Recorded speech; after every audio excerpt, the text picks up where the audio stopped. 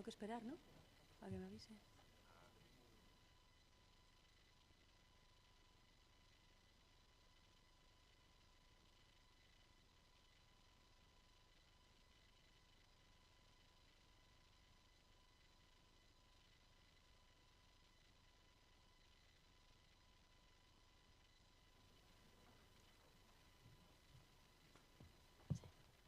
Good morning.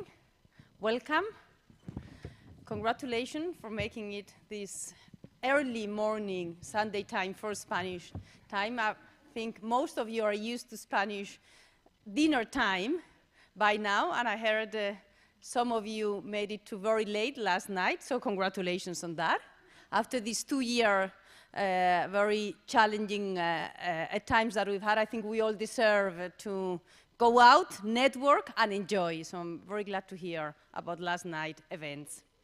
So for the competition today, we're going to start with the final. And the first piece of information for today is, please do participate in the Audience Choice Award. This is the QS that you can use, and highly encourage all of you to make a choice, to use your critical thinking, to value the participants that you're going to see competing today. Also, those who are following the competition online, please do participate and make your choice. So, briefly, let me introduce you who the finalists are. Sciences Po. Hello, Sciences Po, yes. And also, huge thanks to your coach. I know she had to leave early, Beatriz Botero, for the effort. And the second finalist today is iUniversity. Where's our team? Special thanks, Johanna Jacobsen, for coaching the students at IE. And let me now introduce you to who are going to be the members of the jury who woke up extremely early for Madrid Sunday morning. Jay Pavilion, Managing Associate at Linklaters, expert in IP. Javier Ramirez, Vice President and General Counsel, HP. Thank you very much, Javier and Jay. They're going to be very tough, just letting you know that. So I will now give the word to Maria Mercedes, who will be explaining the rest of the event, how it's going to run. Best of luck to both of you.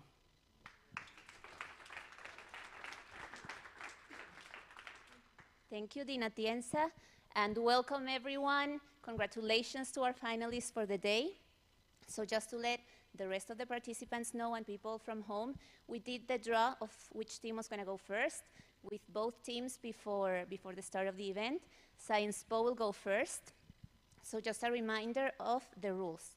Remember that you have 30 minutes in total. That includes questions from the judges that could come either at the end or during the presentation. So best of luck. Remember also that you need to present your teams, the order in which you're going to speak, and the approximate time so that the judges can keep track. Best of luck.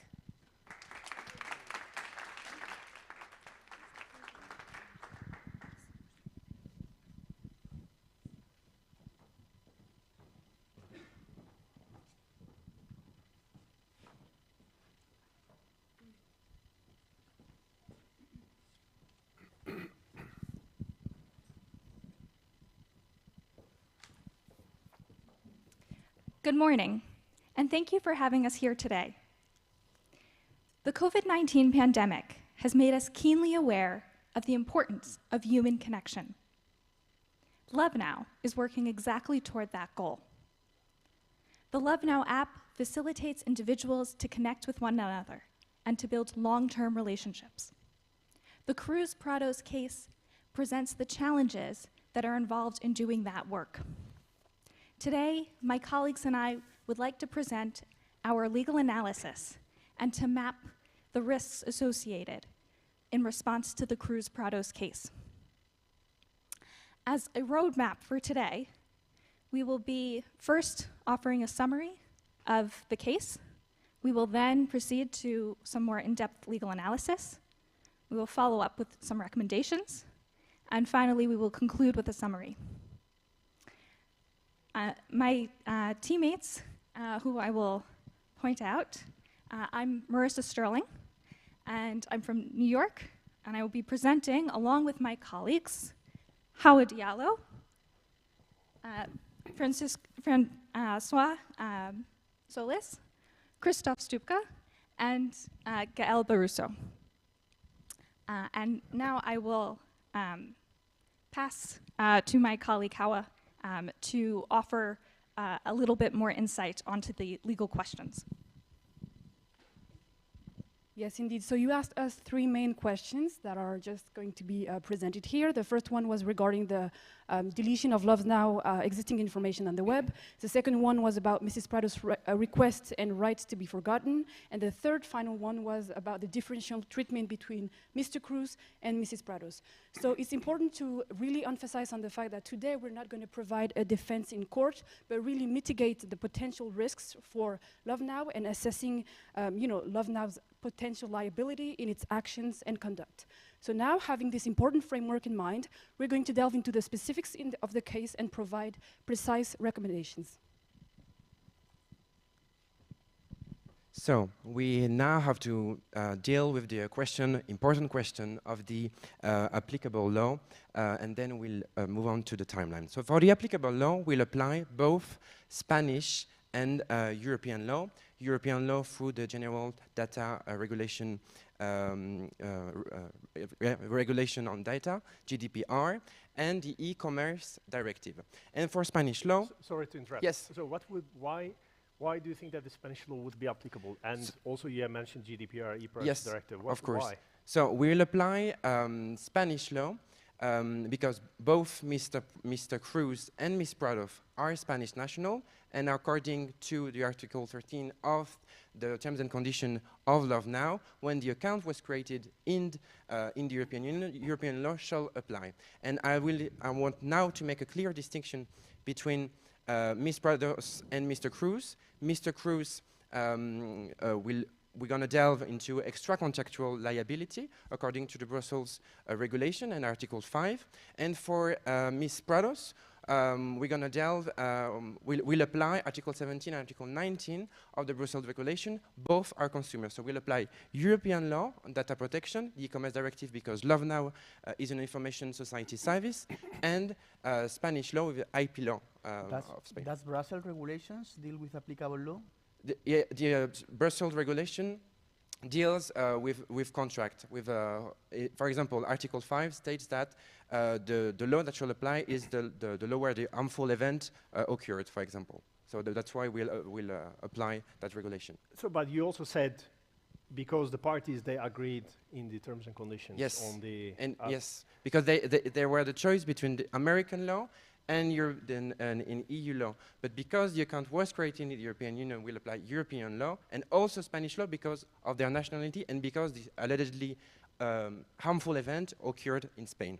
But can the parties really choose the applicable law in a contract with consumers? Yeah, that's a very important point. That is true, because what happened in the terms and conditions, and we'll delve into that later, is that there is an arbitration clause, and it's also problematic the way that Love Now decided to say that maybe the law of Texas shall apply, because according to consumer law regulation for 2011, for example, in the EU, they cannot decide, for example, to designate another, like American law, when there are European consumer involved, because it does not provide judicial effective remedies. So, but are you saying that the EU consumer law applies because it is agreed in the terms and conditions, or because of the location of the consumers? No, we do believe that. Reason? We do believe it's because of the location, because as we will explain, there is many articles in these terms and conditions are void. So that's why we'll refer to a general law more than the terms and conditions, and we'll explain why Love Now should change, should improve its terms and conditions. And the general law is the Brussels regulation. Yeah, that's why we decided to apply EU and Spanish law. Yeah, with the Article 17 and 19 for Ms. Prados and Article 5 for Mr. Cruz. Exactly. Are you familiar with the Rome regulation? Rome 1 and Rome 2? Yeah, these are the ones that should apply to. Yes, of course. Okay, I thought you were telling about Brussels. Yeah, no, it's the Brussels regulation for extra contractual and contractual liability, and Rome for the protection of consumer. Yes. Mm-hmm. Thank you. Sorry, perhaps one more point. You said that, and what about you have also mentioned the GDPR. Mm-hmm. Why GDPR would apply? So GDPR, because both if you look at Article 3 of the GDPR, or the scope of application of this regulation, both of Mr. Cruz and Mr. Prados are Spanish national, so the GDPR shall simply apply. Yes. But the GDPR establishes actually that the applicable law would be, well, it would depend on the establishment of the data controller, no? Could you rephrase your question? So you would actually, well, the GDPR would actually apply to a company that is established in the European Union, no? Isn't it the criteria? Yeah, of course. And also because they're Spanish, but for example, because we know that Mr. Prados is not only Spanish, he's also Argentinian, so we could say, maybe the GDPR does not apply, but because they're Spanish, because the company has its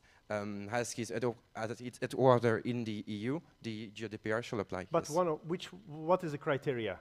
The nationality or the residence of the consumers or the company?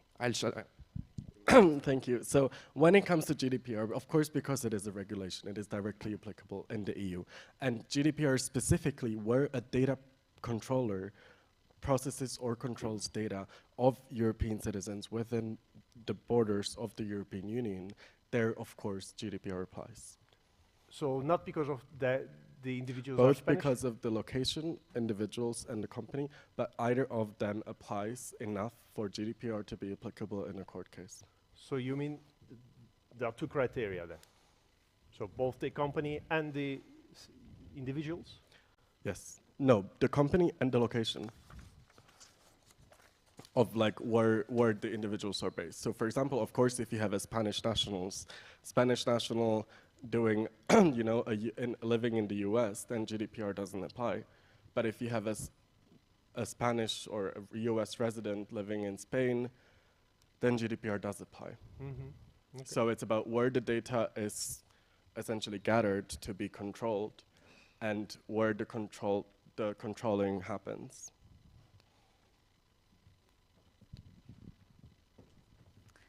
Before we continue to the facts, I just wanted to clarify the timing of which my colleagues will be speaking. I will be speaking for about 3 minutes. Howell will be speaking for about 4 minutes. Christophe will be speaking for about 5 minutes. Gael will be speaking for about 3 minutes. And Francois will also be speaking for about 4 minutes. To the jury, would you like me to proceed to clarify the statement of facts? Or would you Only one question about the statement of facts. How long did it take since we received the request to remove the profile until the company actually took the action? profile down? I believe it was 28 days. 20? It's 10 days? So at the moment, we're still March 7th. Yeah? So did we remove the profile or not? The profile was disabled within the 28 days. Do you think that 28 days is an appropriate time frame? 28 days is according to But what does the e-commerce directive says about that exactly? Article 14 of the e-commerce directive.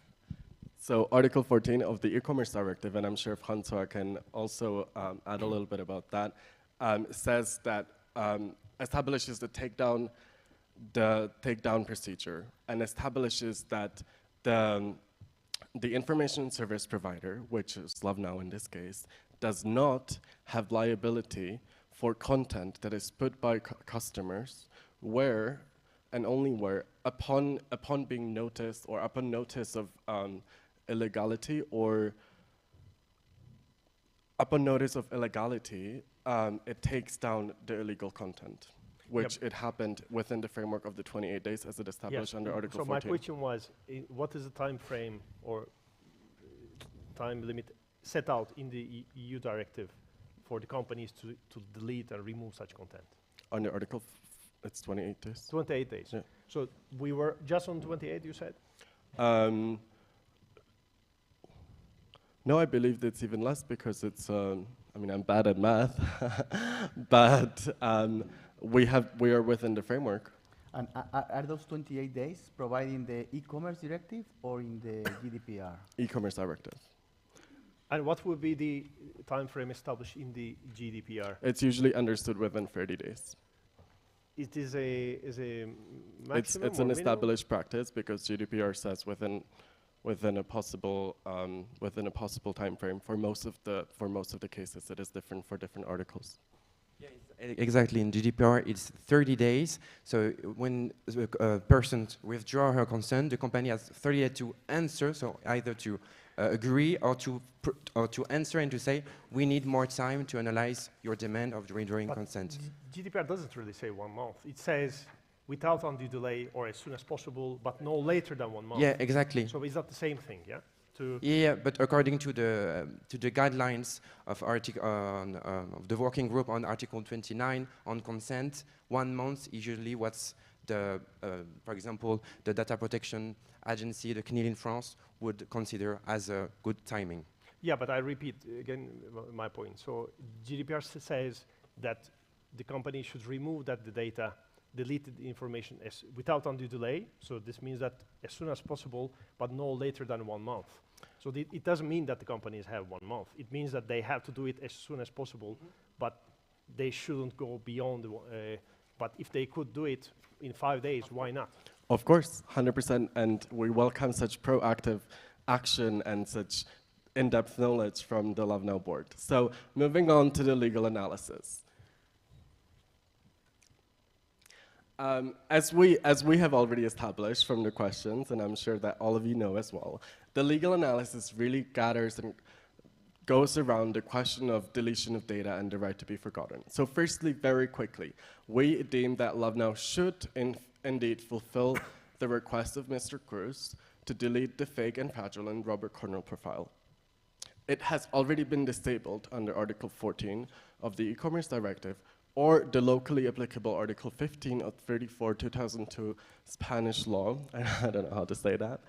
But we think that Love Now should go even further and delete this information and only archive some of the data necessary, as I'm going to explain in the next slide, on the case of Ms. Prados. Now, when we're looking at Ms. Prados and the deletion of her profile from the Love Now controlled servers, or from the data that Love Now controls, we believe that Love Now should also fulfill her request, and similarly as with Mr. Cruz, should only retain such information that is necessary for for the possible court cases. Sorry, can you go back to the... Yes. Yeah. I'm just finish the sentence. So for the purposes of establishment, exercise, or defense of legal claims. And now I'm going to tell you what we think is this data. We think that, for example, her agreeing to the terms and submission could be some terms and conditions, could be something that could be useful for a court case. Her verifying a photo could be something that is useful for a court case. Her name and her email are also personal data that we need to keep within this sort of limited archive database. But here there's no court claim. In Articles 17(2)(e), there's an exception that there doesn't necessarily have to be a court case. It is only for where the court case is possible. And because Ms. Prados has very clearly, and her lawyers have very clearly threatened with a court case, we think that it would be, we of course recommend Love Now to keep some of the data should there be a court case. Some of the data. Exactly. As I explained, only because of course Article 17(2)(e), the exception, provides the exception for the entire Article 17. So in theory, you could keep all of the data. However, we think that only some of the data is necessary, and it would be an act of goodwill an act of good business practice, and also good for PR. Can I keep the picture of Cruz? You can, very well. Why? Well, because Article 17.2e provides exception for any of the personal data. So you said that, well, Personally, we think that it's not necessary. However, if you think, and as my colleagues will later talk about, the picture could be interesting for one of the possible court cases regarding IP law. So, going forward. yeah, sorry, no, not yet. So, That's all right. so you said that, well, there is no court claim yet. And so, There's a threat. yes, and for how long then we can keep the information? Because you said that there's a risk of having having a litigation and a claim, but, well, it's not the case yet. So this means that how long, like, for 1 year, 2 years, 5 years? So I'm sure that this is something that we can come back to that in detail, but in general, GDPR, in general, there's a 5-year period for archive data in GDPR, but it's also it's also never written. It's kind of understood as like, for as long as you think that this exception applies. So for as long as there is a possibility of a court case, you can keep it. Once this exception is no longer applicable, then Article 17.2 applies. So the exception doesn't actually say you can keep data. The exception says where this applies, Article 17 is disapplied. So going forward, it's important to know that the question of data deletion is, of course, on 2 different levels. One is the level of LoveNow data and the data that LoveNow controls. The other level is the whole World Wide Web. And so here, we actually think that LoveNow should not take any action and not fulfill their request. And the reason for that is because recital 66 of GDPR very clearly states that the controller is only responsible for the right to be forgotten where they were the one that made data public, which of course we know it was Ms. Prados that has done it.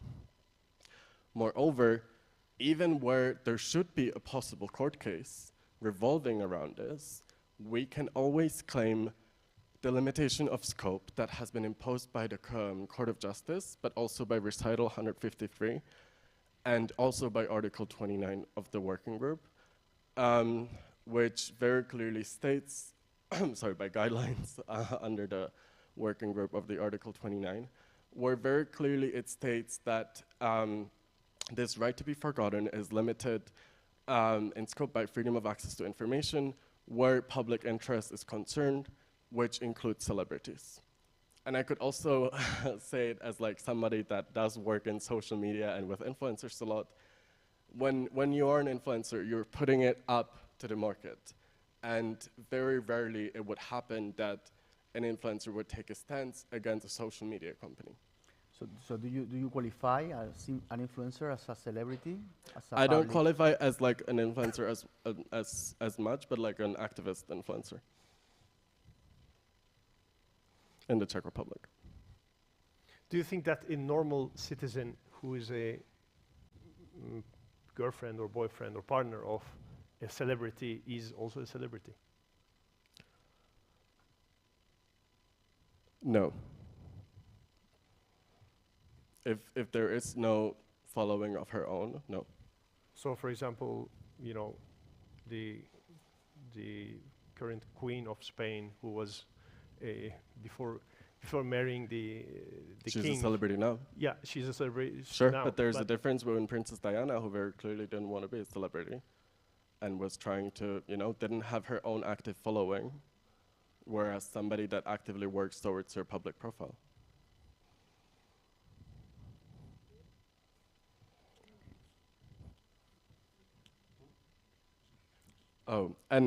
Sorry, and lastly, very quickly, considering the PR struggle that this is going to create, we do recommend issuing a public statement where LoveNow will express its remorse, express its commitment to the privacy and security of its users without, of course, the admittance of guilt, and include appeal to other processors or controllers who have made copies of the data that Ms. Prados has published, and say and express the fact that it has been included in this court case and should be taken down. So now we're going to talk about Love Now, risk of liability regarding Mr. Cruz's demands for reputational and material damages. So we consider it is a general principle of the law that in order to be liable for any damage, you have to demonstrate, you have to establish that this is actions. Is Mr. Cruz or is Prados the one who is asking? I will be talking about Mr. Cruz, sorry, and we'll be heading to Mrs. Prados. Okay, because I thought that Cruz was not seeking damages. He's seeking reputational damages. Okay. Yeah. So he's claiming that his reputation has been altered because of the comments that he's received and the public humiliation he was subjected to, according to his words. So in order, like I said, to have any kind of liability, you would have to demonstrate that this is actually your actions that caused the damages. So there's a need of direct causal relationship. And in our present case, this is not the case, because Love Now cannot be held liable for things that occurred outside of its platform, and that when it was not responsible for the diffusion of such information. Because in the fact, it was actually Mr. Pedazza who had access to Mr. Cruz's personal email, to his password, and because of this close proximity between the two, this is what led Love Now to authenticate Mr. Cruz's profile. You are mentioning reputational and material damages. So do you mean that reputational damages are not material damages, or is it a separate category? So the two would be linked in that reputational damages would be, like the attend to his reputation, and because he's an actor, there's a higher risk of attend to this reputation, and he could then ask for damages linked to that. So if, for example, because let's say the reputation, his reputation is harmed, and let's say he's he was going to shoot a nice movie, and because of this reputational damage, he cannot shoot that movie. Do you think that the loss of profits that come from, related to that movie could be considered as reputational damage? Yes. Or more, you would say that it is a more material damage? I think that it would be considered reputational damages because there's an intent to his honor, but because it's his profession indeed, and there's a loss of profit associated with it, with his professional activity, he could go for material damages as well. In case Cruz is going behind us, in which court he will go? He would go in front of a Spanish court. And why Spanish? Can he go to France, for instance, or to because we the Netherlands, which is quite generous in damages? Well, because we established that the applicable law would be either Spanish law or European law, he could go in front of either a Spanish law or a European court. But you are referring to the applicable law, and he asked about the court. Yeah, exactly. But for example, if we look at defamation cases, he would most likely go to courts such as the European Court. Not most likely, but can he go to Czech Republic, for instance, or can he go to Italy? No, because he he's wouldn't go to quite Italy. famous in Italy? No, No, why not? because there's no harm that was established in Italy in the present case. Okay. But are you referring to the applicable law, or are you referring to the court? I'm referring to the court. And if, so you're saying that, let's say that person has a secondary residence in Czech Republic, as Javier said, maybe he prefers to go to a court in Czech Republic because he is going to spend 1 month there, and it is easier for him, perhaps. Why not? He cannot do it.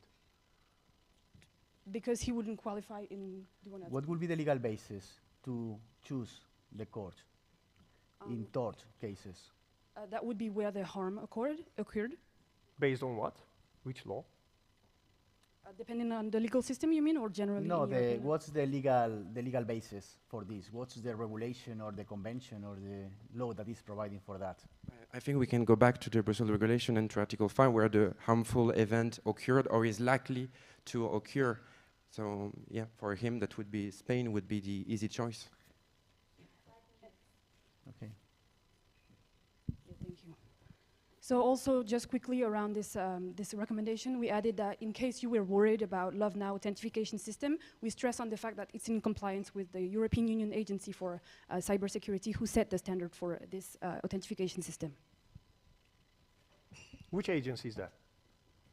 That's ENISA, the European Union Agency for Cybersecurity. And do you know under which act the ENISA has been set out in the European Union? I think it was set out under European regulation in 2004, but I wouldn't tell you the exact regulation right now. Do we need to notify to any agency this fake profile or this breach of personal data, or do I need to notify to somebody? In terms of data processing, I don't know. So should I notify these events to somebody, to any agency in No. Europe or in Spain, or no. no? Now, a further recommendation tackles the question whether Love Now will be required to compensate Mrs. Prados for the emotional and material damages she has suffered. So material damages will be, in her case, a major loss of followers, and emotional damages, the psychological harm that she had suffered from all these hateful messages that she would have received. Now, as we know, Mrs. Prados claims these damages because she alleges that she has suffered them because of Love Now's fault. Now, the crucial question that you were interested in is, what is the actual risk that Love Now faces to be held liable? Now, we know that in order to invoke Love Now's liability, Mrs. Prados will have to prove, to show that Love Now's conduct, either by being intentional or negligent, has caused Mrs. Prados damages. Now, what does that mean? Being negligent, in Love Now's case, we can show that, well, Love Now's conduct, we consider that it's rather likely that we'll succeed in showing that Love Now's conduct has neither been intentional nor negligent. It has not been intentional because Love Now obviously didn't leak any information and didn't make the scandal public, which was actually what Mrs. Prados did on the platform Beeper. She did herself. And it was not negligent either because Love Now implemented all the up-to-standard safety measures, as my colleague Haver just showed. And as such, it assessed, addressed, and prevented diligently all the eventual risks its user could face. And consequently, as the default liability can hardly be shown, proved, the Love Now, well, we consider that it's rather unlikely that will be required to pay compensation.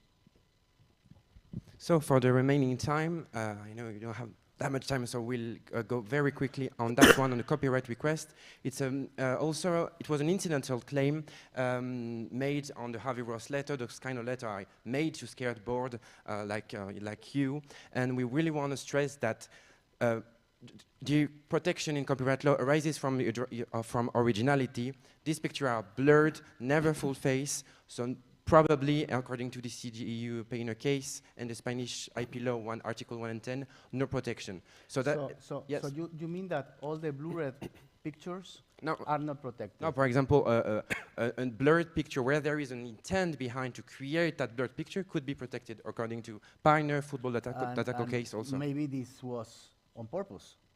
No, we do believe that it was on purpose because when you're on a dating app, the idea is to show your face. Maybe what was the only picture that when the account was created that he had. So do you know what are the requirements for a work to be copyrighted? What?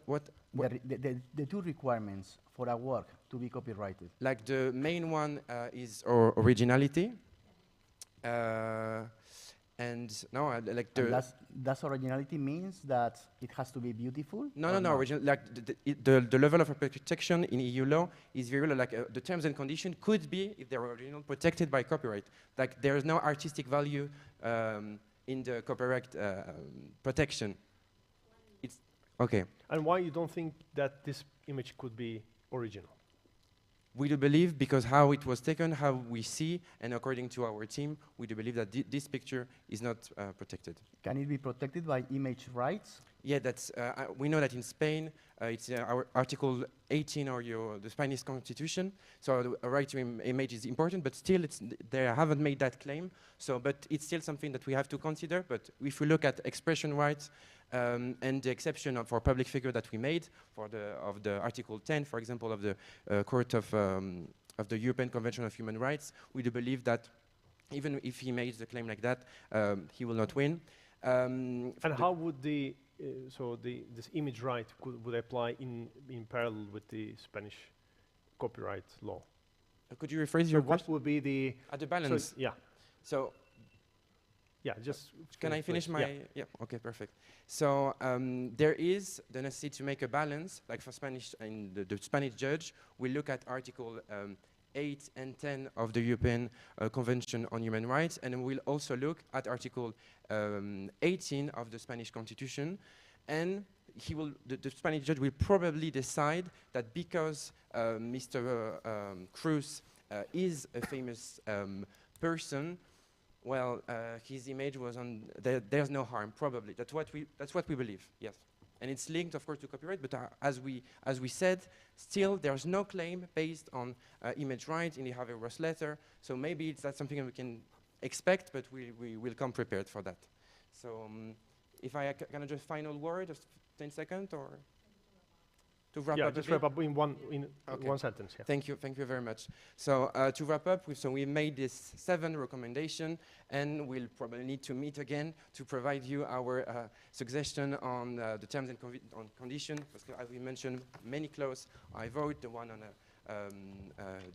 the arbitration clause, for example, and also we'll have to improve the privacy policy in order to make it more compliant with data protection, naming the DPO, for example. So thank you very much for your attention.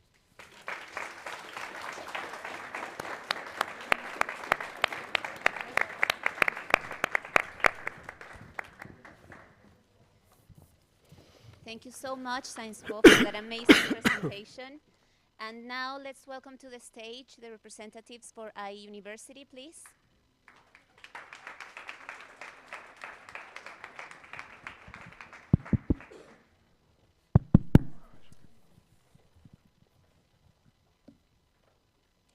Shall I start? Well, good morning. We're extremely glad to be meeting with you again. Today we will be providing the answers to the questions that you've presented us over the past weeks. In the first place, it is very important to say that which are our names, just for you to remind who each one of us is. So I am Damian, she is Isabella, she is Alessia, Rosario, and Teresa. We will be speaking for approximately 6 minutes each, but of course allowing for questions. So whenever you have a doubt, please do not hesitate to ask us, and we will be providing you the exact answer to your questions. So in the first place, we will be dealing with, the control, sorry. Okay, so we will be dealing with these 4 key issues that are the ones that we have discussed. So first of all, should LoveNow delete all existing information on the web regarding Cristobal Cruz's alleged cheating scandal? Second, can LoveNow be liable if it does not respect Elena Prado's latest request to be forgotten? Third, should Prado's claim be treated differently than that of Mr. Cruz, and why? And finally, how should LoveNow react to the lawyer Harvey Ross's letter dated on February 14th, 2022? So the first thing that needs to be taken into account in this case is which would be the legislation applicable in case this got to court. And the answers can be found in 2 pieces of EU legislation, Rome 1 regulation and Rome 2 regulation. Rome 1 regulation would apply to the case of Ms. Prados because she is a consumer and thus in a contractual relationship with LoveNow. Meanwhile, Rome 2 regulation applies for the case of Mr. Cruz because in that case there is no contract, so it applies to non-contractual liability cases. But what is important for you to remember is that in both cases the applicable legislation would be Spanish legislation according to the articles that are there presented. So we have discussed earlier, as you heard, the Brussels regulations. Yes. What about that? Okay, so the Brussels regulation deals with choice of courts. The general principle of the Brussels regulation is that the place will be that of the defendant's domicile.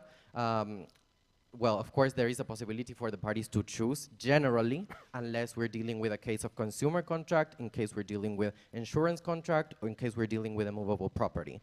So in the case of Elena Prados, as we're dealing with a consumer contract, the courts would be very clear, the ones of Spain, because it is the place of habitual residence of the consumer. With regards to the non-contractual liability, generally what tends to occur, following regulations Brussels 1 bis, is that the court would be the place where the harmful event occurred. So these are the general basis. So choice of courts is regulation Brussels 1 bis. Applicable law is a regulation Rome 2 and Rome 1. And considering this, we conclude that the applicable legislation would be that of Spain, and the courts would be that of Spain. We will also be talking about some pieces of EU legislation and some pieces of Spanish legislation also applicable. My colleagues will be speaking about that. So May Cruz made some phone shopping and tried to sue us in another country than Spain because the system is more generous to protect artists? Well, he would have certainly the possibility to argue, but this would not be convenient for him, the place of the defendant's domicile, which is Ireland, because that's where the company is actually incorporated.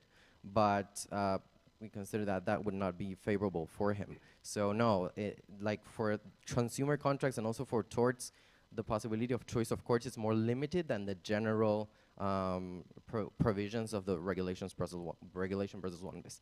So now I'll yield the floor to so my... before that, so you are, Yes. you are mentioning Article 6(1)(b), Yes. but 6(2) says that the parties may choose the law applicable to a contract. So it, Well, but in the case of a consumer contract, there is a limit to the possibility of party autonomy. So what is that limit? that limit is that whenever there is a consumer claim and the consumer does not agree with the other party, that the applicable legislation would be another one rather than the place of habitual residence of the consumer, the applicable legislation will be that of the place of habitual residence of the consumer. So in this case, for example, Ms. Prados could choose another applicable law? Because maybe she thinks that German law is more favorable? Well, no, because we're dealing with a consumer contract. It's actually mandatory. It's actually mandatory legislation. It is not allowed for the parties to decide on that with consumer contracts. That is especially applicable to consumer contracts because they are considered weaker parties. And what about the arbitration clause? Should she go to arbitration? Okay, so now my colleagues may yield the floor to them. They will be providing you with that answer. Good afternoon. Just to answer your question on the arbitration clause before I go into my part, the arbitration clause within the terms and conditions of Love Now would only be prima facie binding on Ms. Prados because she is a user of Love Now. However, there is the unfair contract terms directive of the EU, which has been transposed into Spanish law, which may likely void that, that clause. So do you think that our TNCs may not be enforceable? It may not be enforceable, but I will explain to you why we would still have a good case against Ms. Prados if it does come to that. Of course, we will advise that it doesn't come to that, but if it does, then we would still have a case. And why it wouldn't be enforceable? It wouldn't be enforceable because it would be under that directive that I mentioned, an unfair contract term, and the directive recommends member states to presume that these terms are unfair because it is against the consumer, thus a weaker party who was not able to negotiate such terms, therefore void. But that obviously would have to be a court decision going forward. But you are referring to the directive, yeah? So you said that the directive requires member states to do so. But in our case? In our case, well, if it does go to court, then the courts of Spain, because it has been transposed, will have to apply this directive, and courts will likely, we believe, say that it is an unfair contract term. However, again, as I will further explain, it's not a complete loss for us, if you allow me. So I will go into talking about the difference in treatments between the two parties and why this is important. So this is established by the first two letters that were sent separately by the two parties. So Mr. Cruz sent a letter on the 7th of February 2022, and Ms. Prados sent an email on the 8th of February 2022. I'll take first, because as you can see, it's user versus non-user. So I'll take first Ms. Prados' case. She claims, quote, emotional, material, reputational damages in her letter. However, because she is a user of Love Now, she would be bound by the terms and conditions. As I've just said, if we do go to court, they may not be upheld by the court because they would be considered unfair. However, if we were to look at the factual profile of the case, the only reason that she alleges that her damages resulted from the scandal. And the only reason that the scandal became public is because, firstly, she left Love Now and continued relations with the impersonator on a different platform. And then she proceeded to post on her Beeper account, which is, as we know, a public forum, that she was in a relationship with a known public figure who was an actor who's married, who is expecting a child. Therefore, there really is no legitimate legal basis for her claims. Further, they cannot be attributable to Love Now. Why do you think, you said that the terms and conditions may be considered unfair. Why? May be considered unfair? Well, they may be considered unfair for the reasons I said above. So it's the unfair contract terms directive. But again, we would like to remain optimistic. It's a coin toss either way. But when the we consumer, do go to court. the user has accepted them. Yes, but because Article 1 of the unfair contract terms directive, forgive me, I'm not sure if it's Article 1 or Article 2 off the top of my head. However, they do say that it would be presumed unfair if the consumer was not in a position to negotiate the terms. So because it's a tick of the box, it's an accept, they would be considered a weaker party with no bargaining power. Therefore, it would probably be considered unfair. So do you think that if I don't download an app, I accept the conditions and I send a message to the company saying that, you know, I don't agree with, well, I have accepted to receive the services, but I don't agree with the liability clause, for example. Then they would probably say that you can't download the app, which is, again, a huge issue within the social media and platform internet world. But we would say that we would have to work within the limits of the law, current as it is. Can I move forward? So, as I said, Ms. Prados is a user, but Mr. Cruz is not a user. But that's fine, because in his first letter dated on the 7th of February 2022, he doesn't actually claim any kind of contractual breach against Love Now, because he's not a user. What he does claim is an infringement on copyright, which will be expounded upon by my colleague Isabella, and the, quote, unlawful facilitation of the appropriation of his image, which is sort of connected to copyright. But there's a big difference here, because he is considered a public figure. Under the Court of Justice case law, Mr. Cruz can be considered a public figure by virtue of his profession. He invites the public into his life, and it's part of what he does. Therefore, his expectation of privacy is a lot less than a normal individual. And this is important because, again, of the copyright claim, which will be spoken about by my colleague Isabella, and the erasure requests, which they then jointly requested for, which will be talked about by my colleague Rosario. Well, in this case, the European Court of Justice, what European Court of Human Rights, what they say is that actually the information that is related to their personal life is not necessarily subject to protection, or what about their professional life? And does the court make a distinction between their personal life and professional life? So in the actual decision of von Haunover, there were two different distinctions between what constitutes a public figure or not. The majority opinion said that she might not be a public figure, the Princess Caroline I'm speaking of, under the German regulations, because the German regulations talked about whether or not you would be inviting the public into your life, and that was required because you are a politician or occupying some public office, which required the public to know about your life. However, there is a concurring decision in that judgment, which said that she actually is still a public figure, no matter what we do, no matter if it's just by virtue of her being a member of the royal family, and that she doesn't try, or it's not part of her profession, that she is a public figure. If the public is interested in her life, then she would be considered a public figure. But what is then the consequence of being a public figure? The consequence of being a public figure is that you have a lower expectation of privacy. But what is the limit? If they're in the bathroom, you can take pictures of them and publish in the newspapers? No, of course not. The cases in the English Supreme Courts of Campbell and others talk a lot about this, but there is a fundamental balancing act that the Court of Justice has to do, whether or not because there is a fundamental right to know the public.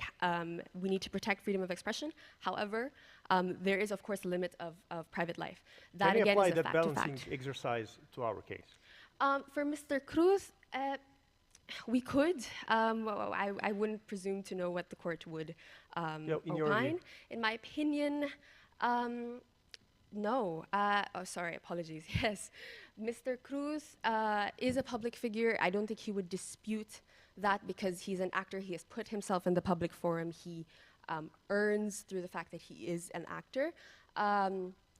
Was there a right to know about his life? People want it, and it's part of his, the way he earns as well, I would say. I'm not particular on how actors earn, but I, of course, know that if publicity is important to them in terms of being able to get opportunities, then it would still I mean, count. on the internet and on the newspapers, we always read about the, Yes. you know, the lives of public figures. Why, in this case, do you think that? Yeah, what would be applicable? It's like, is it?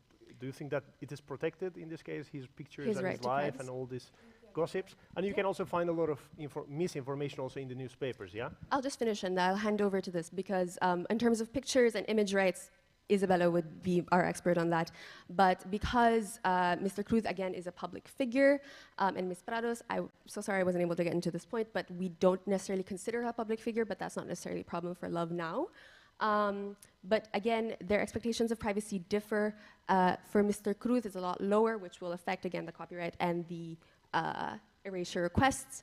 But we believe we have a pretty strong case against this. And I'll hand over to Isabella in interest of time. Thank you. Thank you, Alessia. I'm sorry, you have a meeting after this, so we are running out of time. So in this case, I will be addressing the two issues which Cruz mentions in his letter, mainly copyright and impersonation. They're linked since the image which Cruz alleged was, had an unauthorized use was used for the impersonation. It passed through the verification process, and it's what Cruz alleges to be copyrighted. However, in this case, first we have to see if Love Now, the company, qualifies as an information service provider or an intermediary, a network. There's been many names, and in fact, it does.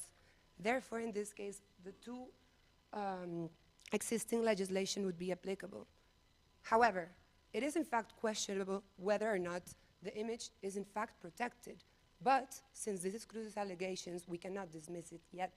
So in fact, we would analyze what exceptions would exist to the general prohibition that platforms, in this case Love Now, but it could be YouTube, Twitter, any platform, are liable where illegal content is posted by its users. And there's more specific regulations, of course. The copyright directive says basically the same with regards to copyrights. Platforms are directly liable whenever a user infringes another third party's right. However, as is the case in many other situations, exceptions are applicable. This, in fact, makes a lot of sense. Why? Because if platforms were to be found liable for any kind of infringement, any kind of content posted by its users, then how would they function? It makes no sense in this world. However, these exceptions have been given different interpretability. Why? Because there's a lot of controversies going on with these two existing legislation. For the benefit of time, can you tell me about the originality threshold that you are mentioning there? So, yeah. Well, what do you mean by originality? When a work is original? Originality threshold has also been interpreted differently, but in this case, one is creativity, and the other is if it's an creation of the author. And in fact, copyright with regards to public figures is disputed a lot. But where I was heading is that even if, in fact, there was a content uploaded by a user that infringed copyright, which in this case we don't believe it's the case, but even if it was, even if the blurry image, which could be a paparazzi pic, it could be an image taken from when they hacked the Facebook's account, even in that case, the company would be able to apply an exception to escape liability. However, as I mentioned before, they have been given different interpretability because the e-commerce directive is 20 years old. Imagine how many things Going back happened. to the copyright, because I prefer go to a And the step by step. copyright directive, which the conditions for exception of liability are laid down under Article 17, has been really controversial because it's very strict towards what platforms must do in able to be able to escape responsibility. Who has the copyright on the picture? Is Cruz? No, in this case, we don't believe it's even... If it was copyrighted, who has the copyright on the picture? Well, it depends. If it's Cruz, if they hacked his account, if it's a paparazzi pic. But, however, something that's important to note is that in Europe, there's no distinction between right to image and right to copyright. It's under the same umbrella, unlike the United States, where a distinction is in fact present. In the EU, it's part of the same umbrella, and it might be related to human rights, but in fact... So do you mean that the copyright on the picture will correspond to the same person that is in the image? No, it's not the case. And in fact, well, even if it was copyrighted, whoever the author is, because the point is that there was infringed work in the platforms, the company would be able to escape liability if it fulfills 4 requirements. The copyright directive, which actually, there's an article that Poland argued, and they presented an action for the article to be annulled, arguing that it was against freedom of expression.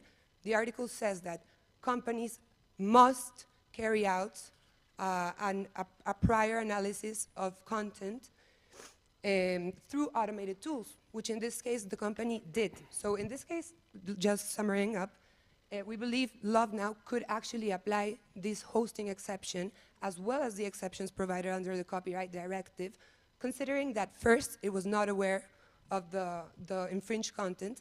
Second, after being aware, the company acted expeditiously, which is what the exception provides. And what does it mean to act? It has been giving a lot of interpretation, so it really depends on the case.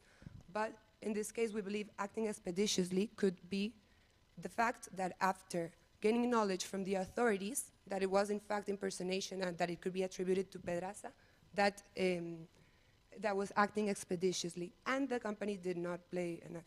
We have discussed earlier, we have mentioned 28 days in the case of the directive. What do you think of this? Well, in this case, it doesn't apply because 28 days is also for data, but in this case, acting expeditiously would be just removing the content. Another different thing is keeping the content within the servers in case, for example, of a legal claim arising, but acting expeditiously is removing the content that's available to the public. In this case, the company did remove the profile after they found the impersonation, and my colleague will explain about further information that should be kept and further information that shouldn't. One question before we move. So you said that it's not important who has the copyright, if it's Cruz or if it's paparazzi, but the claim is coming from Cruz. So yeah, in this case, we believe it wouldn't even stand because in Spanish law there's even more specifics to claims that arise from copyright. So, for example, a requirement under Spanish law is animus lucrandi.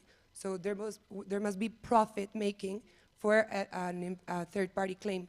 And in this case, we believe it could go both ways for the company, but it's not, for example, an online marketplace that for eBay that's profiting of copyrighted works. So we believe he wouldn't stand the chance. What's the source of that requirement? This is the transposition of the copyright directive into Spanish law, which is the royal decree of, I don't know, decree. Now we are moving to the right to be forgotten or the erasure request. In this case, we have 2 claims, one of Mr. Prados and one of Mr. Cruz, that we will address separately. Firstly, where is the right to be forgotten or the erasure request regulated? It's regulated under Article 17 of the GDPR. The general rule states that when a data subject, in this case Mr. Cruz or Mr. Prados, asks the data controller, in this case LoveNow, to have the right erasure, they have the obligation to do it. However, sorry, yes? Why the GDPR is applicable here at all? GDPR is applicable since we are in the European Union and the data was processed in the European Union and the data subjects are located in the European Union. Therefore, they have to apply the GDPR. But you have mentioned 2 criteria. You said the processing takes place in the European Union and you said the data subjects are in the European Union. So these are 2 different things. What is the exact criteria for a company to be subject to the GDPR? The general rule is that the company has to be located in the European Union. However, there is a extraterritorial principle that when the company proceeds also data of data subjects that are located in the European Union, this means that doesn't have to be European citizens. They have only to live in the European Union. They will also be subject to it. But in this case, since it's an Irish company, the GDPR is applicable. Okay, and what would, if Mr. Cruz was a United States citizen and also a resident, would the GDPR apply? would he be allowed to exercise his data erasure right against Love Now? In this case, we know that Mr. Cruz was a Spanish citizen, but Yeah. in the hypothetical case that was United States citizens, Love Now had also a company established in the United States, therefore the law will be applicable from the United States. And what if he was a citizen of South Africa? And was living in South Africa or in Europe? In South Africa. South African citizen and resident. Would Love Now be required to delete such information? In this case, we are outside the European Union, therefore the GDPR wouldn't be applicable. Would? Would not be applicable. Why not? If you said that the company Because is based in the... But we have two, like Love Now have two bases, one in the United States and one in Ireland. Therefore, the GDPR will be applicable to the company that is incorporated in Ireland, but that obviously processes the data in the European Union. And what about in the case of my example of South Africa? In this case, if the data subject is in South Africa, and we wouldn't know if it would apply, what company will be the subsidiary in this case, but probably the European Union wouldn't be applicable. So you said that they have we have an establishment in the EU and in the US. Yes. And which entity would be liable in relation to the citizen of a user of in South Africa? In this case, we have to know more about it, and we even don't know if the Love Now is working in South Africa, but probably depending on the company, probably will be the United States company. Since in the European Union they have a subsidiary, but it's not like the companies established in the United States, but they have a subsidiary in the European Union. Therefore, GDPR would not apply? In that case, no. Okay, so regarding Mr. Prado's claims, Love Now basically it should be liable if they don't proceed with this general rule that basically is to eliminate the data and to proceed with the right to be forgotten. In this case, there is an exception that is for the establishment, exercise, and defense of legal actions. We know that Mr. Prados has claimed to take legal actions against Love Now. Therefore, Love Now could have these legal actions to retain the data in its internal servers. Regarding Mr. Cruz's claim, we also must ask ourselves, because Mr. Cruz has asked if all the data should be eliminated or in the worldwide data. Love Now should be liable, in this case not. Because the GDPR established in Article 17.2 that they only have the obligation to communicate other data controllers of this erasure request. However, they don't have the obligations to erase it. Therefore, in the case of Mr. Prados or Mr. Cruz, Love Now has the responsibility to retain the data. One question, and if Mr. Cruz was seeking that we inform, will we oblige to inform? Yes, the GDPR was established is that Love Now has the obligation to communicate other possible data controllers that may proceed this data to inform other companies. However, what Mr. Cruz claims said is that Love Now should be liable since they don't... Yeah, but in the other scenario, so if they just seek that we are informing the other service providers. If we are informed, we only communicate, is the only obligation that the GDPR provides. And what's the role that will play this sentence that provides that where the controller has made the personal data public? Do you think but in this that case, we made that data public? The scandal was not public by Love Now, was public by Mr. Prados in Facebook. Well, don't you think that it is still a fair that just perhaps to contact with other companies that published such news based on that mention Love Now? The problem with the news is that here we have to balance the right to be forgotten and freedom of expression.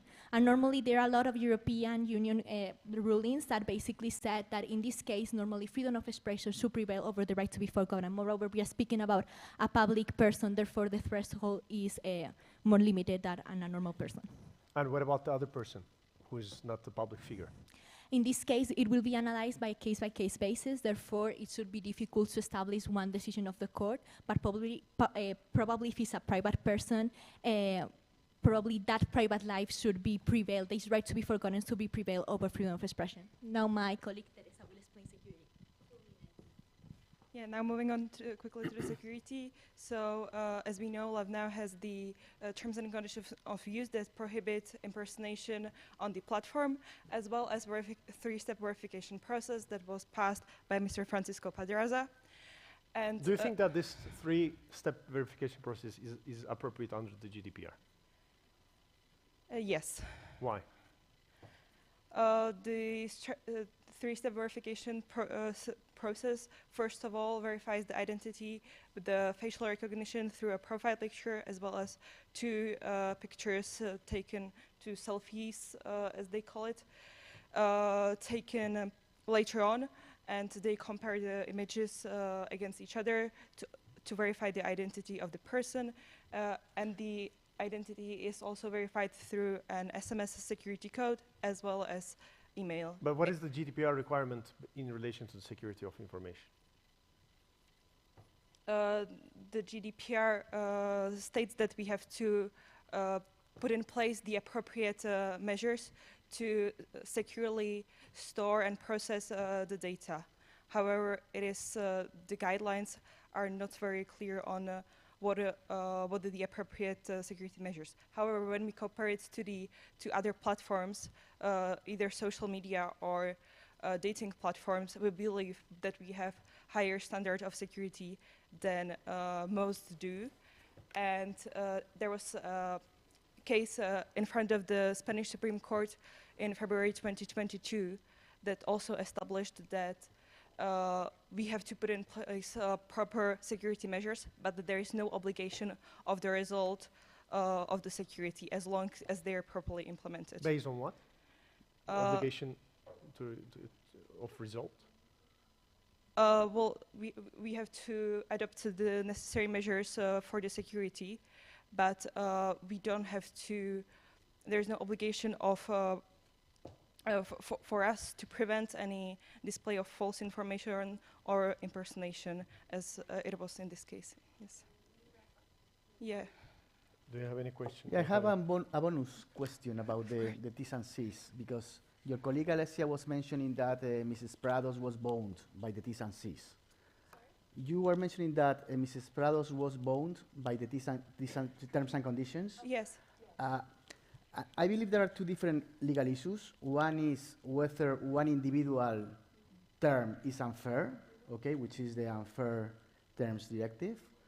And then you have another issue, which is whether the T's and C's are integrated as part of the contract, okay, so the whole package. Do you know where is that regulated, which are the requirements in order to make them binding? Because you are assuming that they are binding. Why? Sorry, I'm going to answer your question the way I understood it. So there is a severability clause within the terms and conditions that states that if there is any term yeah, but within forget the the individual contract, terms. I'm sure. talking about the whole contract. Yes. So are you aware of any regulation or any directive which is providing some requirements, some formal requirements to be met by the terms and conditions? Off the top of my head, I can't give you an actual directive. However, there is a severability clause in the terms and conditions that allows that if a certain term and condition was held to not be valid for any reason under any directive or regulation, then it doesn't affect the other terms and conditions of the contract. But do you think that can be argued that the whole package of the terms and conditions it would be very not difficult applicable? to do that, is what we would say, because you would have to deem that they would be unfair. Each and every term would be unfair because we have the severability clause. I'll hand over to Damian to give some conclusions. Yes. So instead of the conclusion, okay. So just sorry. Yes. Instead of the conclusion, I'm more interested in a very quick question that I have to the group. So, what is the relationship between the criminal case against the impersonator and LoveNow? Well, and what position we need to adopt? Well, actually, there can be a civil proceeding initiated against Francisco Pedraza by Mr. Cruz and Ms. Prados, together with a criminal case, because he has actually caused these harm. So that's something that the company can argue. The company can say, well, actually, there is no causal link between the harm that they are claiming and what the company has done. Are you referring to the civil case or the criminal case? Sorry, can you repeat? Are you referring to the criminal case? No, I'm referring to a potential civil claim which could arise. My question is related to the criminal one. With regards to criminal, well, it's of course an ongoing investigation, but we know already that there was an impersonation that was recognized by Mr. Francisco Pedraza, who has, of course, violated the terms and conditions that have been established by the company. So the company could also bring a claim on that sense against Francisco Pedraza, and we consider once again that it should be very important for the company to take into account that they can make this very strong argument that actually the relationship between the harm and the company's acting does not exist, that the relationship But has to do... this link that you are referring to, it is, again, it is regarding the civil case or the criminal case? No, it's regarding a civil case. We're not Yeah, speaking my about a question criminal is in case. relation to the criminal one. So again, what is the relationship between the criminal case against the impersonator and Love Now? Can we participate in these criminal proceedings? Well, in this case, for impersonation, there's many elements, but something that's very relevant is that in the platform, Pedraza only used the image. So in this case, they didn't use the name. They moved to WhatsApp and then they used the name. So it would not be very... Yes, like we won't want to bring back the question, but basically in Spain, normally the criminal proceedings are by a public prosecution. However, the parties that are implicated could also participate in it, but normally will be the public prosecution that will bring the case to court. And we don't recommend you to issue a public apology because that would be clear. equivalent to... Okay. Okay. That's just it.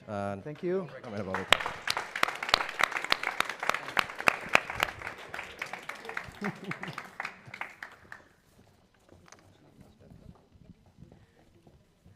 Wow.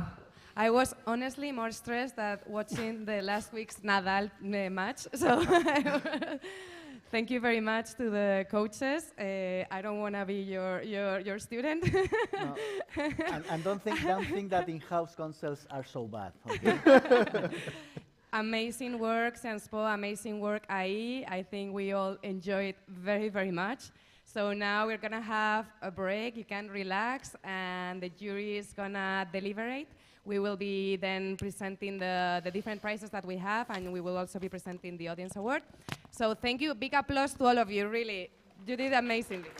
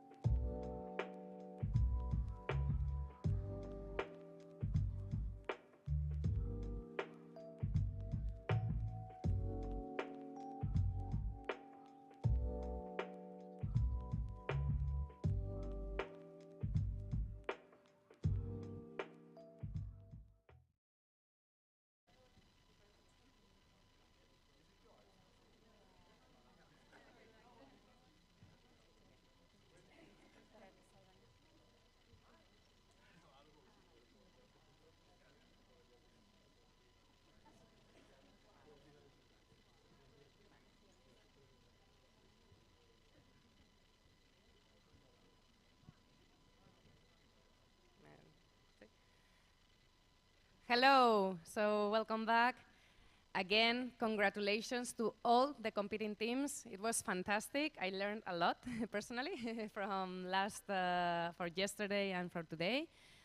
Thank you again to the amazing judges that have been have the kindness of being here, and we've learned also a lot from you. And well, I'm not gonna delay further the award ceremony, and so I'm gonna handle the floor to Dean Soledad Atienza. No, I'm starting with the. I'm sorry. So I will start. So the first award that we are gonna be announcing is the best orator, and I haven't received the results. No, va a salir aquí. Okay. Okay, sorry. This is like the Oscars. Okay, yeah. Tension And until the there are last always some minute. mistakes in the Oscars, yes. I'm sorry, yes. Except for the Will Smith scene. No.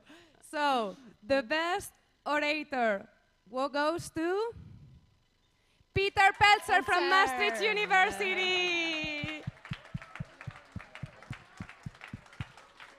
Congratulations, Peter. Thanks. Should I say my punchline? I'm Peter. They know. How was your experience? As orator? Wow, you put me on the spot right now. I mean, it was a really something so different because I didn't do a lot of mooting, but I think there was a very nice introduction into presenting, into also the case had so many facets. That's something I was challenged with a lot, I would say, in the process. I thought, wow, that's tough to structure this, but I don't know. In hindsight, it's always a very nice thing to look back to. Okay. Congratulations. Thank you, Peter. Congratulations. And now we're going to present the next award, which is the Best Memorandum. And the award goes to Bucerius Law School.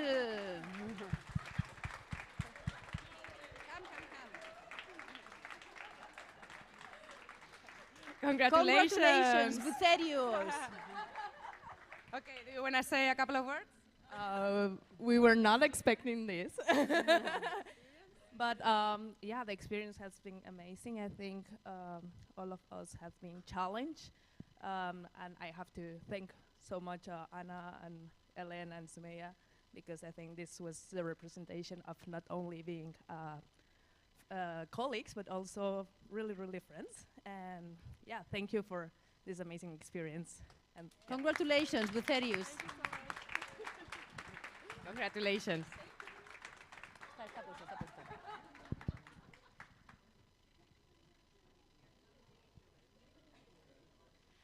And now we're going to present the audience choice. And the audience choice goes to IE University. Congratulations, IE.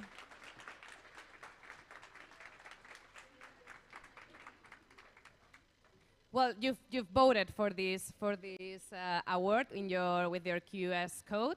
So this this is the winner. What do you want me to explain?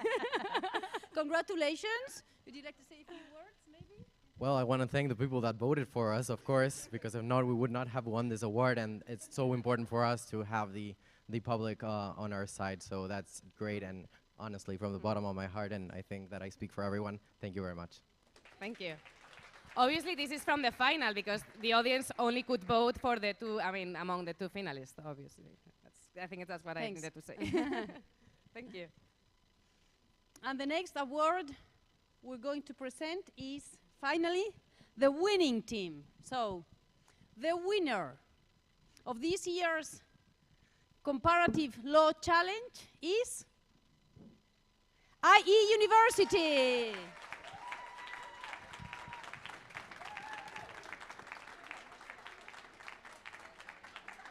For you to hold.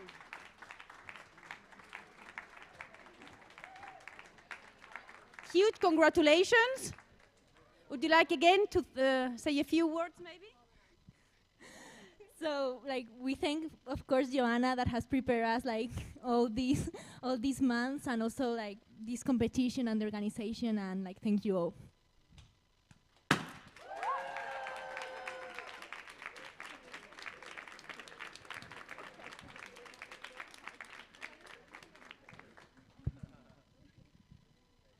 Congratulations,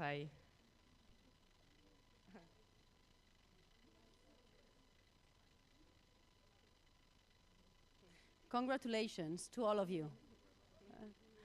Thank you. Tú terminas, ¿eh? Y cuentas lo del año que viene. Okay.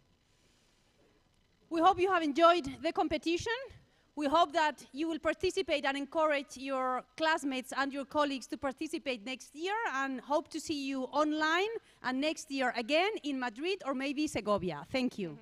And now Eugenia will say the closing words for the competition. So now, thank you. It's been a pleasure hosting you. For us, it's a very important moment. This competition, we have put a lot of effort and a lot of energy and a lot of enthusiasm.